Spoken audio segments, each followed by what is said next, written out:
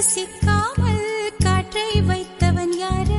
இதை எண்ணி எண்ணி இயற்கையை வியக்கிறேன். எட்டாத உயரத்தில் நிலவை வைத்தவன் யாரு? பெண்ணே